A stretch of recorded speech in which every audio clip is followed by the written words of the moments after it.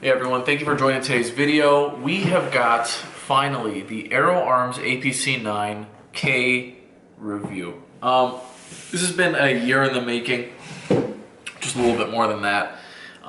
It does not come in this case, just FYI. It comes in a cardboard box. I thought I'd wait to make this review just because I wanted to get a good hands-on with this airsoft gun before I spoke to its ability, reliability, and all that good jazz. So,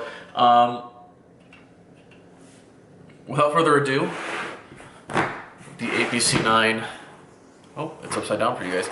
The Aero Arms APC9K. Yeah, there you go. This airsoft gun was released just over a year and a half ago to foreign markets. And I've had it for just over a year, and I've taken it to several milsims, I've taken it to a couple casual games, and I've taken it to a couple open plays, and in all of the scenarios that I just mentioned, this airsoft gun functions well and reliably, to say the least. The reason why I own this APC9K is because I actually have a real-life B&T APC9, and I thought this would be a good trainer for it because they don't make a 22 version. I like airsoft, and going to milsims, this would be a great way to train on the APC9 platform, except that it's not gas blowback. So you get the manual of arms, except for the charging handle or whatever. But you do get the manual of arms for selecting rate of fire, except the civilian APC9 semi-auto, so you just go whoop, and then it works. But you do get the manual arms for the magazine release, the bolt catch, and just the general feel of the weapon, the stock/brace system at the back, and the magazine feel. So it's a really nice and easy system to get used to because a lot of it's AR functional group, basically AR trigger setup, AR manual of arms, really easy to get used to. The other big reason I got this is because the APC9K by B&T had just recently been adopted by the United States Army as the SCW, the Special Compact Weapon. It is the first submachine gun adopted since M3 Grease Gun. It's just pretty badass. It's just cool to have, and it's a cool thing that not a lot of people have. It's a unicorn. But that's right, it is currently the United States military's latest SMG acquisition, and it's a pretty interesting little piece of kit, I would say. So like I mentioned, I've taken this to open plays, milsims, and several casual games. Milsims including Broken Home, casual games including Santa's Sleigh or something like that at an abandoned water park, and then just casual indoor matches. In each case, it has been very reliable, very easy to use, and I've done almost zero maintenance. It's a little customized. It's not the way it came. This is a new grip. Clearly there's a paint job on there. New sights, new optic, new light, new grip, and then, you got your 3-lug suppressor.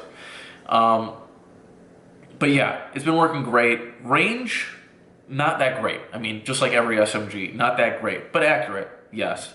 Can you get out there and hit people at a good distance? Yeah, sure, if you're a good shot, for sure. In the original video that I made for this Aero Arms APC9, when I unboxed it and everything and just opened it up and showed it off, I mentioned that the 3-lug adapter at the front of the airsoft gun is not mil-spec. No, it is. It's real mil-spec. It'll fit real 3-lug devices. So it's not mil-spec. It's like HK-MP5 spec. It is real HK-MP5 spec. So you can put any 3-lug device that you find on the market onto this bad boy. At least 9mm. I know 45 cal 3-lug is different than 9mm 3-lug. So this is real 3-lug, if you wanted to know that. At milsims, depending on what environment you're in, Broken Home was in an Oklahoma forest, for lack of a better term. And this airsoft gun did just fine. I found it easy to move through brush. But of course, in a forest, you're going to want something with a little bit more range so you don't have to get up close, dodging tree to tree. But I was a medic, so using an SMG, being able to just take it off, put it away, come back for it was really good for me being a medic. So I thought this fit really well for the medic role. just because you're moving around a lot and you don't want to have a big airsoft gun on you as you're crawling on rocks and tree stumps and all this other stuff, but this worked out really well for when I played as a medic role. The original red dot that came with the Aero Arms APC9 was a Aimpoint T2 replica, and it was good. The green setting worked reliably. The red setting worked intermittently, which is really weird. You'd have to set the dial while using the red mode. You'd have to set the dial just up against like the wall where it would break to set to the next brightness, and then it would work. But if you had it in that intermediate range between the walls of different different brightness settings, it would not function, which is unfortunate. The original motor in the Airsoft gun, not very good. Slow rate of fire, not very high torque, not very responsive. And the grip, basically, B&T APC grips are basically modified FAL grips. And if you know anything about modified FAL grips, they're not the most comfortable. And I really wanted something like a grip-on-to better, so I put the PTS EPG on there. And it's worked just fine, really well. I did put a PTS EFG on the front, short one, works just fine. And on top I've got PTS enhanced iron sights, so they're really good too. What did I do with the original part? So I still have the original grip, pistol grip. I sold the sights. So the sights are very rare. Let me say that much. You cannot find B&T APC9 sights very frequently. And I was actually able to sell those original sights for over $100, which is really good.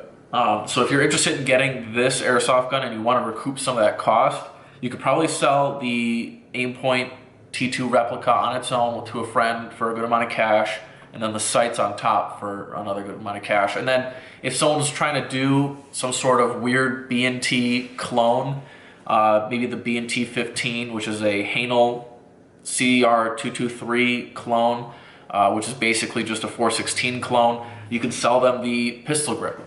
So if they put it on like a Elite Force Avalon or a VFC 416 and they put that on there, and now they're trying to LARP a Hanel CR223, they could do that. So you can sell that for probably a good little chunk. So the FPS on this Airsoft gun, we're going to go over a couple stats. This is a foreign, like I mentioned, a foreign market Airsoft gun. So foreign markets are very, very restrictive on FPS. And the B&T APC9 is not an exception to that rule. So this shoots very soft. It shoots around 310 FPS, 300 FPS, depending on what BB size you use. I use 2.5s. So if that gives you any idea of, what kind of FPS you can expect. Honestly, not a big deal for me. Again, I'm not engaging at long distances. When I play indoor, this is perfect for that, of course. And then casual modes, huge into the whole, I gotta get my .3 BBs and shoot someone at 200 feet with my, I don't know what the next big hotness is, but you get what I mean. I'm not that into the whole measuring the joules and velocity and, perfect hop up and everything. I'm just like, is it functional? Does it work? Let's do it. That's what I'm like. Rate of fire. So that depends on your battery. So like I mentioned, the original motor is crap. It's not good. You have to replace that. I have I think it's an ASG motor in there, high torque motor. And the motor in there is the original default motor is a Aries slim style long type motor. If you guys don't know, Aero Arms and Aries are basically the same thing. And so the rate of fire out of the box, not very good. Responsiveness, not that good. But you put a new motor in there, new high torque motor, works great, especially if you use a LiPo battery. And I'll go over the battery in a little bit. I've made a separate video for that as well. If you want to check it out, I'll link it down in the description. I think I even linked the battery that you would need to get to fit this Airsoft gun in that video. Magazine capacity. So there's 3 different choices for magazine capacities that you can find. Those being, I think, 100, 80, and 60. These are this right here is the mid size. So this is an 80 round mid cap magazine. And then the other ones that I have are the 60 rounders. Something interesting I found is that there's actually some reliability issues with the longest type magazine. And the reliability goes up with the shorter magazines that you use. So I don't know why that is. I think I have a little video clip that I might, toss in to show you guys what happens. It's the BBs just don't seat well in the hop up with the long type magazines. I don't know why. And then when you shoot, the BBs slowly come out of the barrel and then just fall out. Not fall out. They'll go like 10, 15 feet, but they're going like 50 feet a second, so it's not very fast. The cost of this airsoft gun as is, or stock, is around $400. So if you're interested in it, it's not a cheap purchase, especially for an airsoft gun. It is a little bit of an investment. And then I guess, when you're selling all the different parts, I said like I sold the sights for about $100, which is good. You can sell the grip, which is good. You can sell the replica sight that you have on top if you have a spare sight like this. So, I put a Vortex Crossfire on there, which works just as well. It's basically the same thing. You can recoup some of that cost. A couple different things I added on here. Enforce light. I'm a big fan of Enforce lights. On the back here, I added a sling loop. It does come with just this basic little nub here that allows you to attach slings, but it does not come with this actual sling loop, this little black rope. You have to actually attach that to this black little bit. You can use whatever you really want string-wise, but then you can actually add a sling on there. The 3-lug suppressor I've got. There's not a lot of 3-lug airsoft accessories, mock suppressors, tracer units, anything like that. They're actually fairly rare, and this is one of those things that is available. It's the Mad Bull Gemtech Raptor 2 3-lug suppressor, and just like a real 3-lug, you just take it, slide it on, push, rotate, and then it locks on. So there you go. And then you have your suppressed B&T APC9. It's not really suppressed. It's a mock suppressor. But there's very few 3-lug tracer units out there that I've noticed, especially for cheap. Like this was $55, so I thought it was a good deal relative to everything else out there, especially for real steel 9mm 3-lug adapters. Those can run at minimum of like $80, so you got it, or $70. The stock right here. One of my favorite parts about this B&T APC9 is the compactness. It's really good compactness. Really, I mean, when you're not using it, you just stow it and it's really small. But when you really need to, you pull out that stock and it's got 3 different positions set on there. It's set up just like the real APC9. You push up on the little plunger here, and then you can set it to different stock lengths or brace lengths, just like that. We'll open it up really quick. And I'll show you guys how to get the the battery out. So right here, you can see there's a little pin right here, just like the real B&T APC9. You take your finger, push it on the other side, come back out, come over here, pull this out, and then the whole back end, the whole stock comes right off, okay? And then inside, you find your small type Tamiya connector. You can disconnect that and pull out your battery. So here's the battery that I'm using. It's very tiny, it's very small. Let's see what it says on here. I forgot what size it was. 900 milliamp hour, 11.1 volt. It's a 3-cell, discharge rate of 15, and 13.5 amps. So I really like the battery. It's been working really, really well. Battery life lasts all day, especially if you're not full autoing. All the fields that I go to don't allow full auto. So if you're just using semi-auto, you're never going to run out of battery, at least within the full day. When I went on my milsim, battery worked totally fine. It was about 100 degrees out. Didn't overheat, worked just fine. So I'm really happy with it. So the only issue that I've actually had with this airsoft gun is the stupid magazines. So these magazines are rare. You have to order them from Red Wolf Airsoft if you want to find any. And for 5 magazines, it'll run you $55 without shipping. I think in total is $80 for 5 additional magazines. The gun comes with 3 magazines, the 100 rounder, the 80 rounder, and the 60 rounder. The 80 rounders and the 60 rounders work flawlessly in this gun. The 100 rounder, like I mentioned before, doesn't feed the BBs all the way in, and so it doesn't seat in the hop up properly, and it doesn't get good enough seal for when it fires, and it's underwhelming when it comes out, let's just say that. Otherwise, that's it. I don't really know what else to say about it. It's really good. I've really enjoyed it. It's been very reliable. I'm not disappointed with my purchase. I'm really happy I got it. I can't wait to use it more. I'm just happy with it. That's all I can say.